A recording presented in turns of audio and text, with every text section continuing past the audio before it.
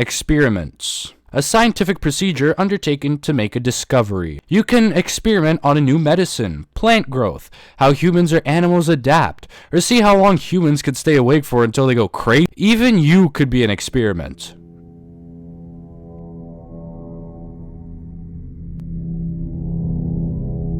I'm talking about experiments now because the MTA also experimented with trains. No, not that. Testing how compatible somewhere in the New York City subway, whether that would be experimenting trucks or special features. The MTA had many experimental trains, and I'm here to tell them all to you. So, buckle up, amigo, as we go back to the 1930s. In the 1930s, the BMT would be experimenting on multi-section trains, which are basically articulated cars, or in today's standards, open gangway cars. Yeah, the R211s weren't the first ones. The first of these would be created in 1934, the Green Hornet. Hola, I am the Green Hornet. Built by Pullman standard, only 5 cars were produced. The Green Hornet was numbered 7000A, 8000B, 9000C, 8001A, 7001A. Okay. These cars would also be among the first to have door chimes before the doors closed, similar to the R44s built years later. The train entered service on the Fulton Street Elevated in August of 1934 and would later be transferred to the Franklin Shuttle. The train would be renumbered to just 7003A, B, C, B1, A1. Apparently, the unit suffered master control problems and was revealed to have cracked trucks. A bit of a foreshadow. In 1941, due to the ongoing events of World War II, the Green Hornet was sent to scrap after barely 7 years of service because its aluminum was going to be used for the war effort. That's basically it. Also in the 1930s, another multi-section was built the same year as the Green Hornet, the Zephyr. This would be the first stainless steel subway car in the city. The Zephyr was built in 1934 by the Budd Company and entered service on the Fulton Street Elevated also in August 1934, running alongside the Green Hornet. Only 5 were built and numbered 7002A, 8002B, 9001C, 8003B, and 7003A. Amazing numbers. The Zephyr was also moved to the Franklin Shuttle later on and proved more reliable than the Green Hornet. It was renumbered later on to 7029A, B, C, B1, A1. The train was retired in 1954 by the R16 subway car and was scrapped around the 1960s. Unfortunately, none were preserved. The BMT was fond of the multi-section cars and ended up getting 25 production cars, literally just called multi-section units. 7004 to 7013 A, B, C, A1, B1 were built by St. Louis. 7014 to 7828 A, B, C, A1, B1 were built by Pullman, because they really liked the failure of the Green Hornet. The trains were introduced in 1936. They were withdrawn quickly for truck modification. Of course, the problematic ones would be the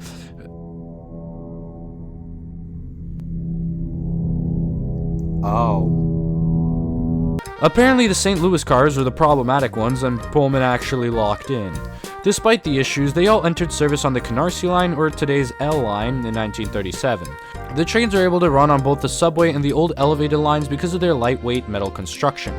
So they had a special service run from 14th Street to Atlantic Avenue, then run on the Fulton Street Elevated to Lefferts Avenue. The service ended in 1956 when the IND got ownership of the Fulton Street Elevated. In 1956, the multi-section trains had their painted-on numbers turned to number plates on many units, and they were transferred to the Myrtle Avenue line, or today's M line. One train reportedly ran on the Broadway Short Line service. I have no idea what this service is, probably something along the J line. In 1958, they were transferred to the Franklin Shuttle and Brighton line before being retired in 1961 by the R27 and R30 subway cars. All of them were scrapped, none preserved unfortunately. In 1938, the BMT also experimented with a PCC Streetcar design subway train. Yes, you heard me right. These would be the Bluebirds, or the compartment car. It was yet another articulated unit. The trains would have a similar feature to the multi-section cars, as their lightweight body and running gear allowed them to run on both underground and old elevated lines, which is what they intended to use them for. A single Bluebird was made, numbered 8000A-B-A1, built by Clark Equipment Company. It was delivered by 1938. They conducted tests, and the BMT were fond of the Bluebirds. They ended up ordering 50 more to replace 80 of the old elevated equipment. But then the unification happened and the government bought the BMT in 1940. The government didn't like the BMT's aggression technology planning and canceled the Bluebird order. However, the Clark Company was already in progress of building 5 of the Bluebird sets, so the government said, alright, bring them in. These were numbered 8001 to 8005 AB-A1. The 8000 series ran on the Franklin Shuttle, with the other sets running on the Canarsie line and occasionally the Brighton and 4th Avenue lines. But there were problems that persisted with these cars. Drivers would report that the trains always broke down when it rained. 8000A-B-A1 was withdrawn from service in 1945 due to lack of parts available for it.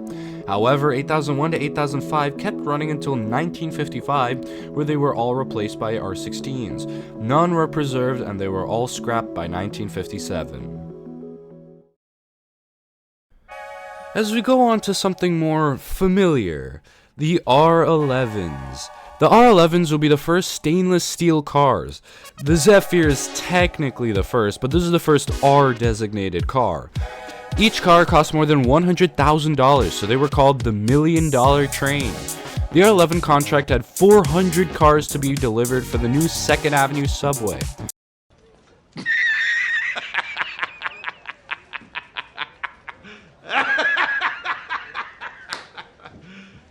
You serious? The 2nd Avenue subway was slated to open in the 1950s, but due to countless delays, only 10 R11s were actually delivered to be used as prototype cars, numbered 8010 to 8011. 8019, I don't know why I said 8011. Delivered in 1949. They were built by the Bud Company. I don't know how I missed that in the script. The R11s had rounded windows on the doors, which was unique to see on a train. They also had those tiny side roll signs that were not popular among passengers. The storm door used to have a square window until being changed to a circle by the early 1950s. Also by the early 1950s, they decided they weren't going to accomplish the 2nd Avenue subway goal and canceled the R11 order. All 10 R11s will be overhauled in 1965 by contract R34. It's why you tend to see the R11s being called R34s. In this overhaul, the drum brakes were replaced with disc brakes, new fans installed, middle stanchions or poles were removed to allow for a better passenger flow. The overhaul would also allow for the R11s to operate in consists with other SMEs. This never really happened though. In the 1970s, maintenance for the cars were proven time-consuming and difficult. In 1977, the R11s had a yard accident in the Coney Island yard that damaged the cars, and they just decided to retire them. By the 1980s, they were scrapped. Except for one. 8013 was saved and is still running to this day as part of the New York Transit Museum. It was damaged in the accident but was repaired. It's a part of the Train of Many Metals and did make an appearance at the Parade of Trains 2025. Now, this train is more of an experimental train for the United States, but I'll put it in here as it was tested on the New York City subway. The SOAC, or the state-of-the-art cars, was a demonstrator vehicle. It was for the United States Department of Transportation's Urban Mass Transportation Administration for the Urban Rapid Rail Vehicle and Systems program. They wanted to build a car for use on existing and proposed systems. St. Louis got the contract and 2 cars were built in 1972. The 2 cars were based on the R44s and BART cars, and this is how it turned out. They had the same measurements as the R44 car. The cars could adjust the floor height to match different systems. They also had 2 different configurations. The low density only had a capacity of 220 passengers, and high density allowed for 300 passengers. The cars could go 80 miles per hour. The cars were first tested at the High Speed Ground Test Center in Pueblo, Colorado. However, in August 1973, a switch was set wrong and the train collided into a freight car, which killed the operator. This caused more protective measures to be implemented on the cars. After the testing, they set out the cars to tour different rapid transit systems in the US. Unfortunately, they couldn't test on the path due to the loading gauge being different and the new BART system due to the track gauge being different. The tour began on April 18th, 1974, where the cars were first sent to New York City. The train ran around the A, D, E, N lines. It ran in service for 30 days and made 86 round trips. In total, it ran 5,680 miles in service. Then it was transferred to Boston. The cars had to make a weird connection to get to the MTA by using the Mattapan-Ashmont line. They ran on the MBTA Red Line for 22 days and made 176 round trips. The cars ran 4,730 miles in service. It was then transferred to Ohio to the CTS Airport line. It was outfitted with pantographs when it got there so it could run. It ran for 15 days, made 85 round trips, and ran 4,217 miles in service. In January 1975, the cars went to Chicago to run on the CTA Yellow Line, or Skokie Swift Line. The cars weren't able to run on any other lines due to the loading gauge being different. It was easier for the Skokie Swift as there were only 3 stops and they just extended the platforms. The cars kept their pantographs on top to run on the line. There are many photos and videos of the cars running along the line. The cars ran for 13 days, made 149 round trips, and ran 1,968 miles in service. Then they made their final journey to Philadelphia, where the SOAC ran on the SEPTA Broad Street line. The cars ran for 24 days, made 121 round trips, and ran 3,000 miles. After these tests were complete, there was an extension that was going to happen. The cars were supposed to run in service for 9 months on the Port Authority Patco High Speed Line. It was delayed until 1976. Several problems were being brought up and ended up canceling the idea in 1977. The cars were stored at Boeing Vertol for a while. In 1979, one car went to the Budd Company and the second to TTC. Then the cars were acquired by the Seashore Trolley Museum in Maine in 1989, and that's where the cars sit today. Not in great condition, however. There was a mock car built that was only used for display in all areas except New York City. They also ran trips specifically for railfanners in all areas. Other than New York City. Okay, I see how it is, guys. The cars were well received by the public because of the quiet ride and nice air conditioning. Train operators also said they were nice to control. However, transit agencies had mixed opinions and some didn't find it useful. Due to the mixed opinions and no demands for the cars, UMTA did not pursue further vehicle designs. However, many design elements would continue to be brought up into future train cars, so the cars did end up leaving their legacy.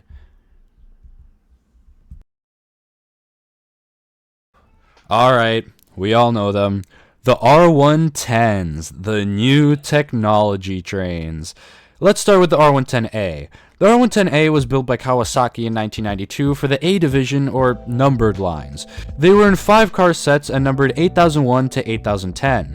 These cars had wider doors than the R62 cars, which were over a foot wider. The cars had very bright colors, with speckled black floors and speckled gray walls.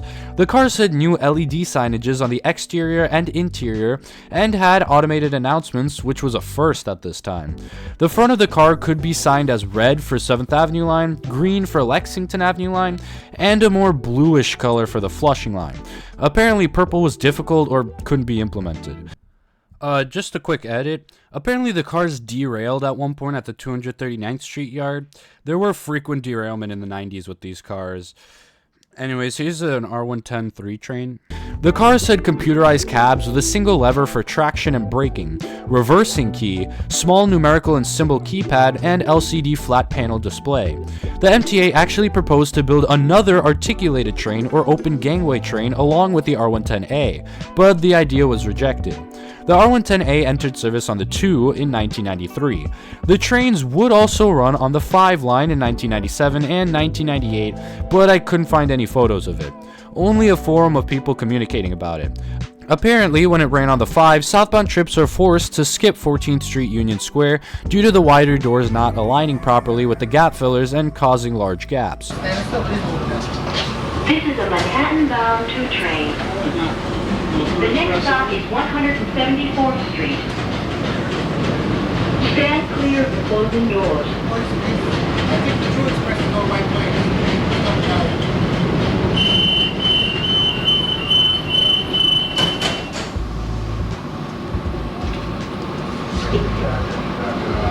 Eventually, in spring 1998, the cars were removed from service due to brake problems and fire damage.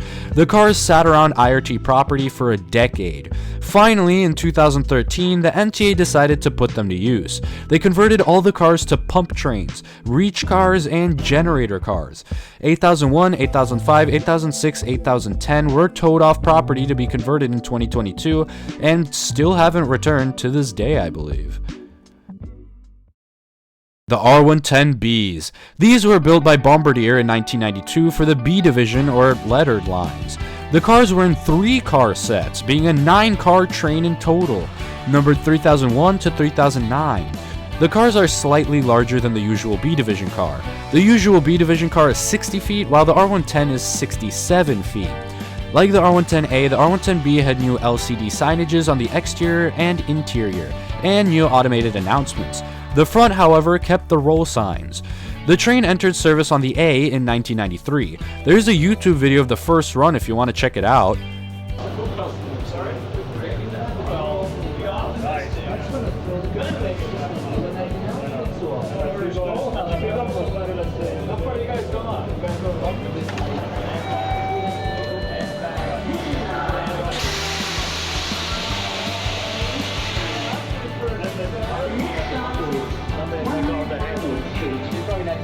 Please, clear the closing doors. This is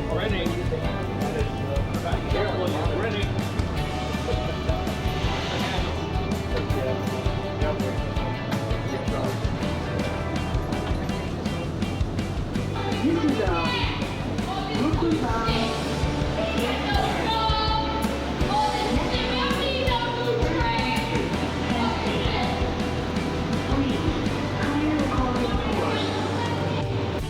In 1996, however, a fire and explosion occurred in 3006 while it was on the A.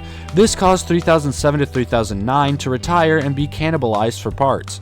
Edit. I'm hearing that 3006 did not catch fire and it was actually track debris that caused the fire. Makes sense after the recent PATH train incident. It does look like the train caught fire. Whoa, so it wasn't 3006, but the MTA still retired the cars? Yeah, exactly. So what if the MTA purposely did it to remove them? That's what I was thinking. It was all just a con for a bigger plan. We're so similar, aren't we? I know, right? It's like we're the same person. Oh! Man, we gotta hang out someday, MTP. We totally should, MTP. MTP, did you take your meds today? No! With 3007 to 3009 removed from the train set, it was now a 6-car train. So they just put it on the C line. The cars were reportedly last used on the C train in passenger service to fill in a gap in 2002, although it could be 2000 as well. Then they were permanently taken out of service. Car 3001 was sent to College Point in 2014 to be used as a training car for the NYPD. Part of the car was cut away to fit in the building. 3004 and 3006 were put as training cars at Coney Island Yard's firefighting facility in 2004. 3005 was sent to PS 248, the New York Transit Learning Center, in 2004. 3002, 3003, 3009 are still stored at 207th Street Yard. 3007 was sent to the New York Transit Museum recently. I checked it out and it's pretty cool to walk through. I suggest checking it out.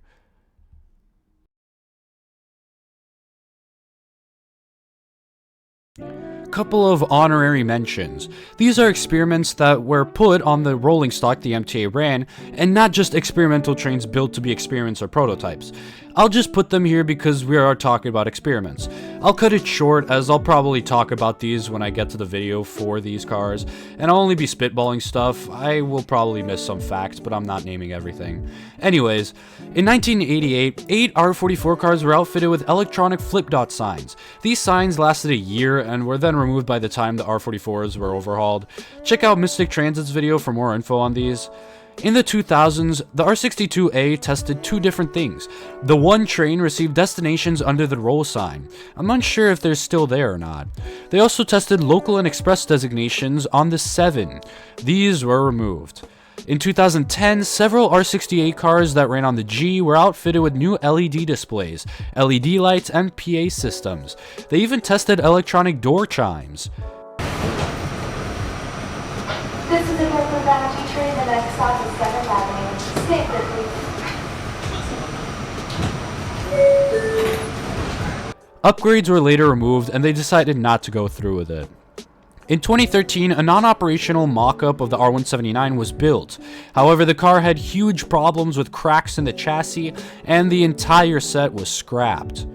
The R211Ts are basically experimental open gangway cars. Only 2 trains were given, with now more to come. These cars have a hard shell and soft shell. I honestly prefer the soft shell. Anyways, that's all the experimental trains. Thank you for watching. Please like this video and subscribe. We are excited to post more videos like this to you. And credits to the photos and videos I used. All videos should be in the description below. You really need to take your meds.